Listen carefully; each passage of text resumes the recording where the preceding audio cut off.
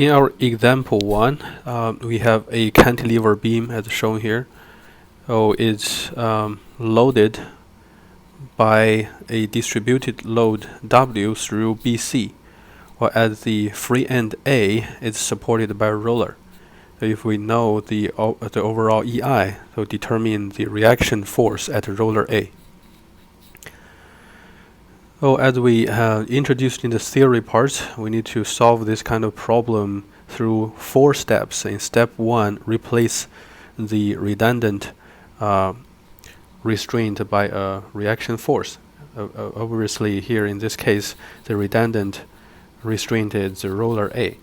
So we remove it and replace it by a reaction force AY. And then we split the structures into simpler parts based on the knowledge we learned in previous two sections. Then you can split it into 2 beams. And the first one is a cantilever beam partially loaded by distributed load W. And the second is a cantilever beam subjected to a concentrated load AY. Right. Then in step 3, we determine the deformation at the released restraint. We determine the deflections at the point A, right, at the free end A.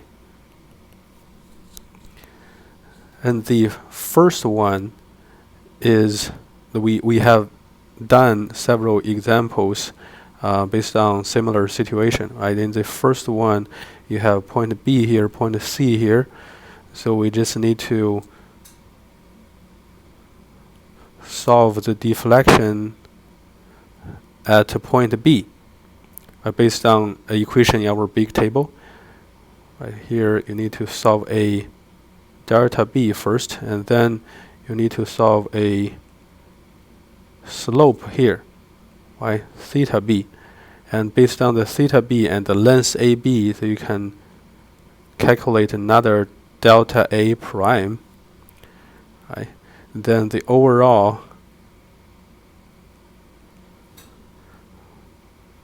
delta A1 can be calculated by summing this delta B and the delta A prime, right. So then in the second case, it's very simple, since you have a cantilever beam subjected to a concentrated load at the free end, so it will be deformed in this way.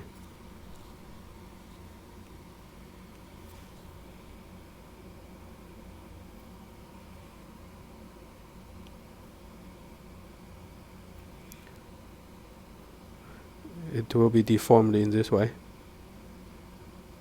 Right, then here you can determine another delta A2. Right.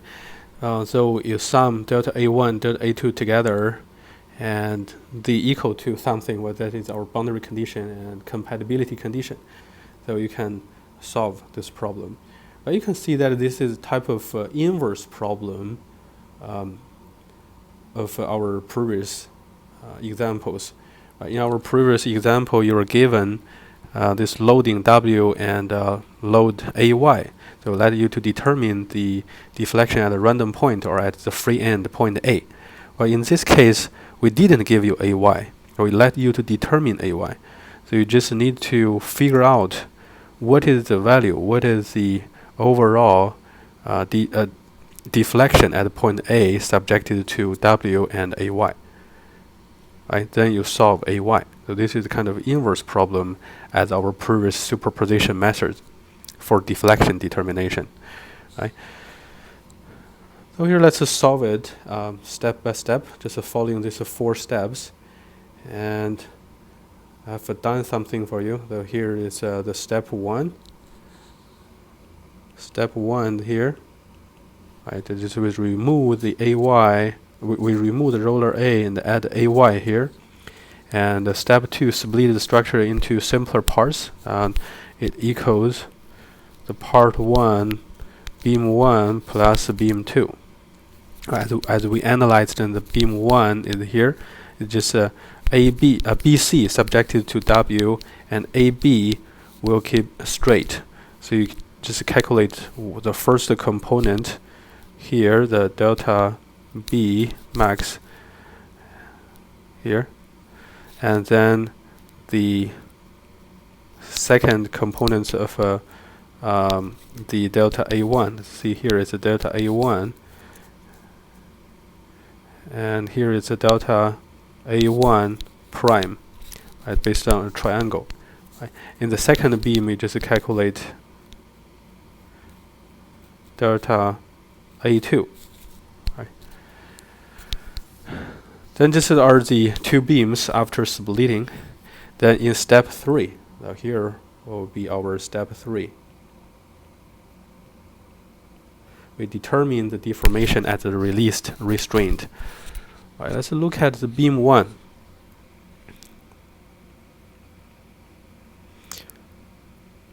Look at beam 1 first. So beam 1, we have 2 steps, right? The first step is to determine delta B, right? To determine delta B.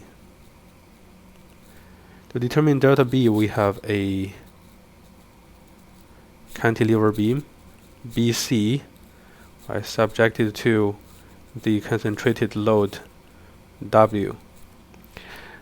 Then let's turn to the two big tables. So this will be here, right? This case. Then we can use the equation 29 directly, since we know that we're determining the maximum deflection. But just remember this equation, so we'll use this equation to calculate delta B. So here our delta B equals WL to the fourth. Here we just ignore the negative signs, so we only calculate the magnitude. Okay, so here's this WL4 L to the fourth over 8 EI, and here the L equals L2. Right, so here the L equals L2, and that is 18 feet. So here we can calculate it. The W is 7, and the L is 18 to the fourth over 8 by 57 times 10 to the third. Then here we will get 1.611 feet.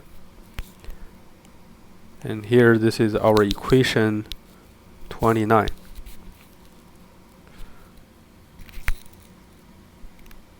Right. Then as we just analyzed, for the beam 1, we also need to calculate the slope at point B, so that we can use the triangle to solve the delta A1 prime. Right? So here the slope at the point B can be calculated. Again, this is another equation, I believe it's a 28. Right, so here we're using this equation to calculate the maximum slope at point B. Right, it's in the cantilever beam BC. So here this is WL cube over 6 EI. So here you have 7 by 18 cube over 6 times 57,000. Then you will get 0.119 radian. And this is our equation 28.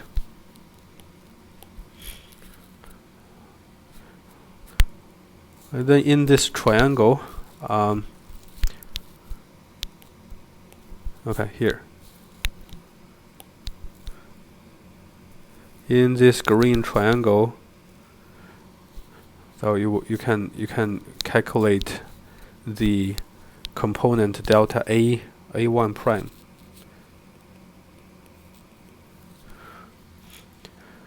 Right, that is L1 by theta b.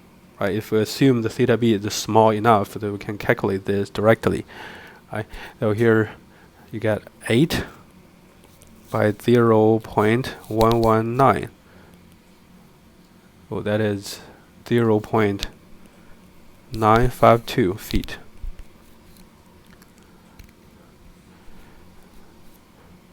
Then sum the theta b and theta A1 prime, so you can get delta A1. Well, this is the overall deflection of beam 1 at the free end A. Right, so this is delta B plus delta A1 prime. Then you get 1.611 plus 0.952. That is 2.563 feet.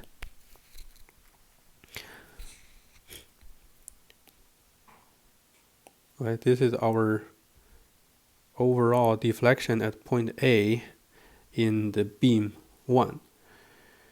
Then we can look at beam 2.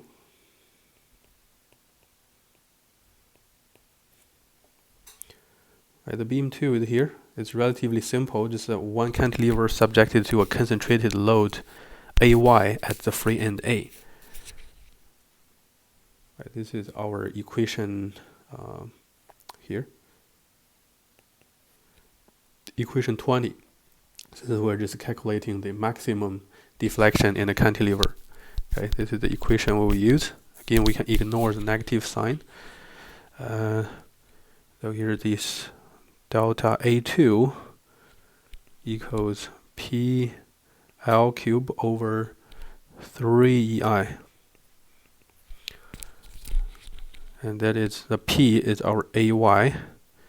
And here the L equals L1 plus L2. Right, that is 8 plus 18 is 26 feet. Right. So this here is AY by 26 cube over 3 times 57,000. Then you get 0.1028 AY.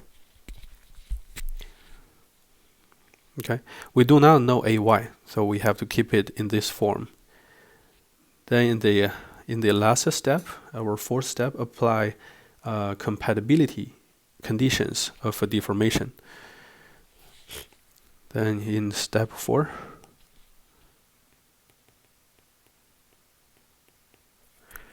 we need to find the compatibility equation.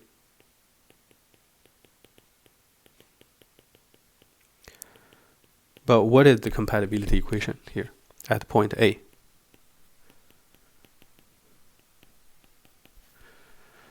Right, look at point A. At point A, we have a roller support. A roller support or pin support, meaning that you can have nothing deflection. You have 0 deflection at this point. Right? So at this point, as we split it into 2 beams, we got 2 deflection values at A, at point A. So the sum of them will be 0. Okay. So here we can write in 2 different forms. We can write delta A1 plus delta A2 equals 0 if we did the calculation with signs.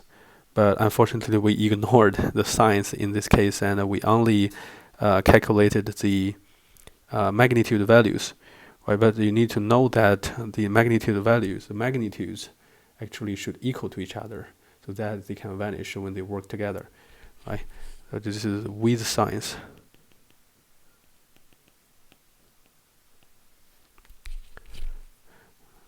So we can do adjustment. If you want to use this equation, you need to do adjustment. And as you know here, we calculated the delta A1. The delta A1 is a downward deflection. So if you write it in this way, you need to add a negative sign to the delta A1. So that is negative 2.563 here, right, from the 2.563 to negative 2.563, and plus 0.1028 AY equals 0. Okay.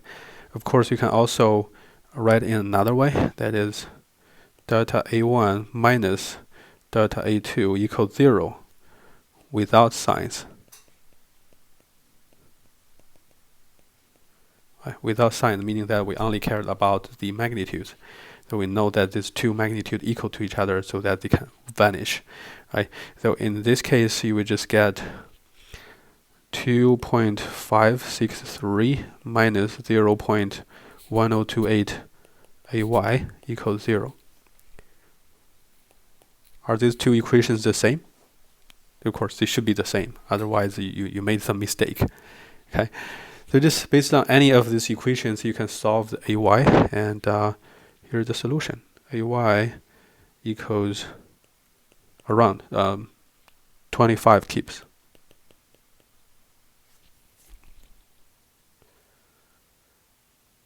Okay. So this is the whole process.